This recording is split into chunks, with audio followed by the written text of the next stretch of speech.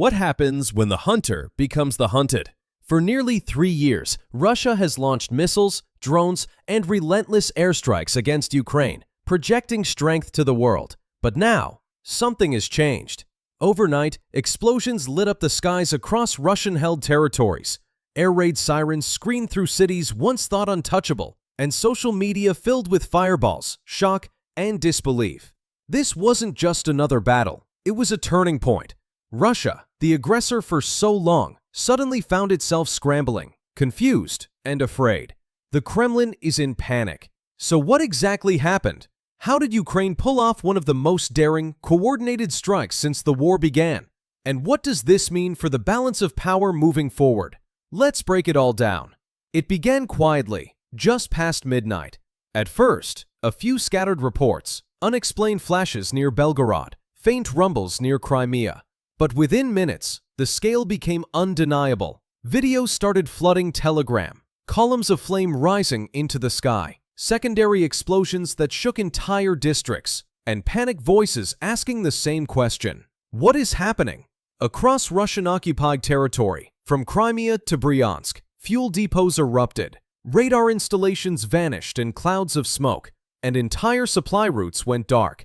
Russian state television rushed to dismiss it as enemy provocations. Yet as the sun rose, the images told a different story. Massive craters, destroyed convoys, melted steel. Something big had just happened, and Russia's defenses had failed to stop it. Behind that chaos was careful precision. Ukrainian officials said nothing publicly at first. Silence, deliberate silence, while the world tried to piece together the truth. But this wasn't chaos born of luck.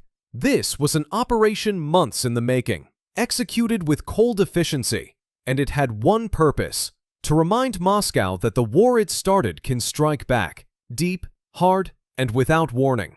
But this was only the beginning. For weeks, Ukraine had been quietly gathering intelligence.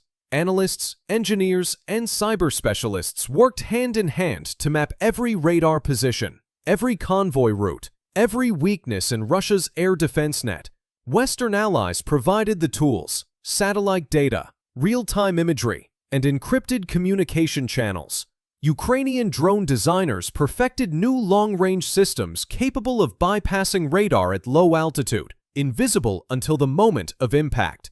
And while Russia grew complacent, striking power grids and cities, Ukraine waited, patient and calculating. The timing was everything. Intelligence reports suggested that Russia had recently rotated key air defense units eastward, leaving crucial corridors exposed. That was the moment Ukraine had been waiting for. When Russian commanders least expected it, Kiev gave the order. Within minutes, hundreds of drones and cruise missiles took off in synchronized waves, each pre-programmed with coordinates across multiple time zones. The mission wasn't to destroy everything at once. It was to overwhelm, confuse, and paralyze. A perfect storm designed to make even the most advanced Russian systems blind. For years, the S-300 and S-400 platforms had been the pride of Russian air defense, the so-called impenetrable shield. But that night, it cracked. Ukraine's multi-layered assault came in faster and more unpredictably than Moscow's radars could track. Decoy drones triggered defenses in one direction, forcing missile batteries to waste their ammunition. Then, as the radar screens flickered with noise, the real strikes hit: command centers, ammunition depots, and airfields deep behind the front lines. Eyewitnesses in Crimea described explosions so intense that windows shattered 20 kilometers away. In Belgorod, fuel tanks erupted into towers of flame visible from across the border. In Bryansk, supply depots burned uncontrollably through the night. Russian media struggled to keep up. The Ministry of Defense released a short statement claiming most missiles were intercepted. But satellite imagery told another story. Dozens of impact craters, destroyed aircraft, and black smoke stretching for miles. This wasn't an isolated hit. It was a complete breakdown of Russia's confidence. The S-400 shield had failed, and with it, the illusion that Russia could defend its own skies. But the damage wasn't just physical. It was psychological. And that's where the real impact began. By morning, the panic had reached Moscow. President Putin, sources claimed, was furious, demanding answers from his generals, calling emergency meetings and ordering immediate assessments of air defenses. Inside the Kremlin, tempers flared. Who allowed this? Who underestimated Ukraine's capabilities? Who would take the blame?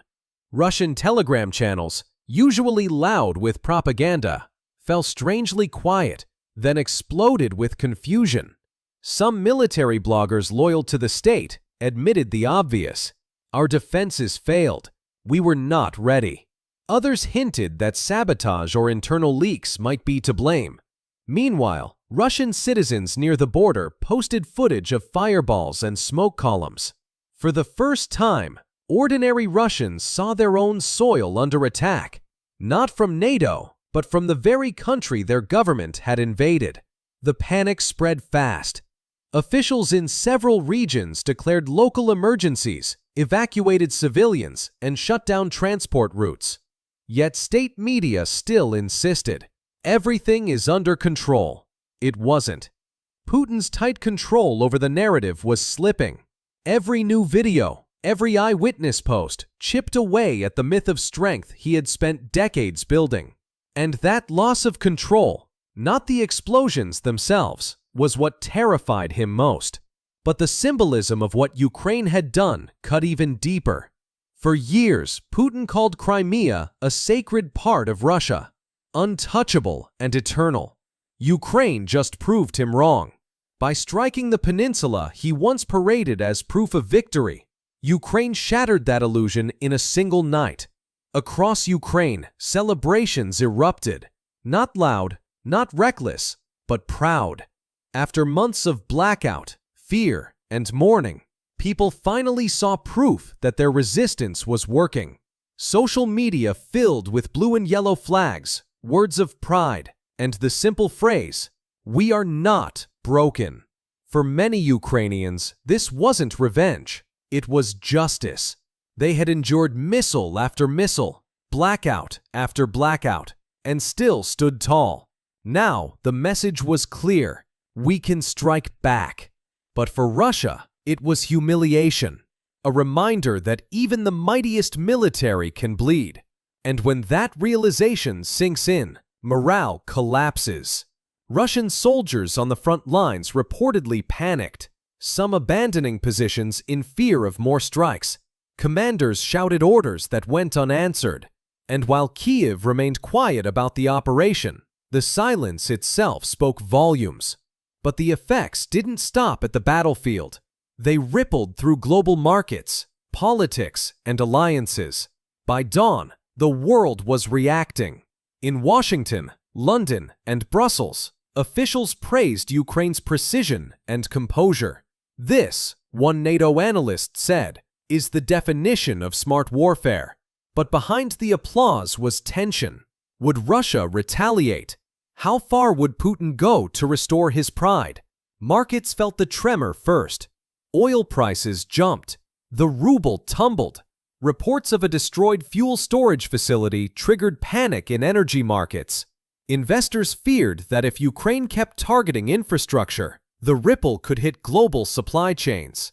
Inside Russia, the economic pain became visible. The currency slid to new lows, and local authorities quietly froze logistics spending in several regions. Meanwhile, Western intelligence observed increased Russian bomber activity. Unclear if it was defense patrols or preparation for counterstrikes. The strike had done what sanctions couldn't: shake confidence inside Russia itself. Even state-run news agencies began using cautious language: temporary setbacks, unverified reports, minor damages. Translation? They didn't know how to spin this one. And while Moscow scrambled for words, ordinary Russians felt something they hadn't felt in years: fear. In cities near the border, air raid shelters reopened. Local governors ordered new safety drills, power cuts, and curfews. Families fled toward the interior, afraid the next explosion could be theirs. For decades, Russia told its people that war existed only out there, in someone else's country. But now, it had come home. That realization broke the spell. Fear crept into conversations, online forums, and family chats. Why can't they protect us?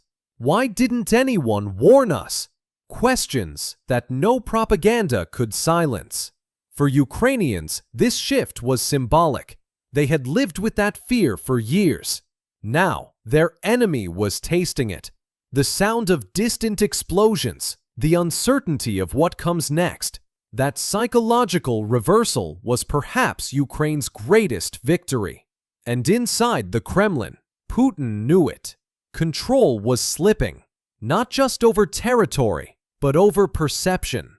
He could still order missiles, but he couldn't order belief. And without belief, his image of invincibility began to crumble. But this wasn't the end of the story, because the battlefield itself was changing. War used to be about tanks, trenches, and numbers. Now it's about algorithms, satellites, and adaptation.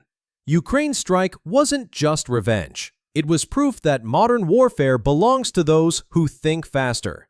Analysts call it hybrid warfare, a blend of cyber intelligence, drone technology, and real-time coordination that allows small forces to outsmart giants.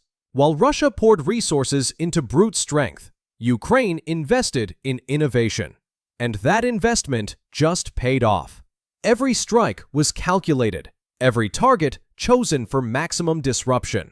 Instead of attacking where Russia was strong, Ukraine attacked where it was blind.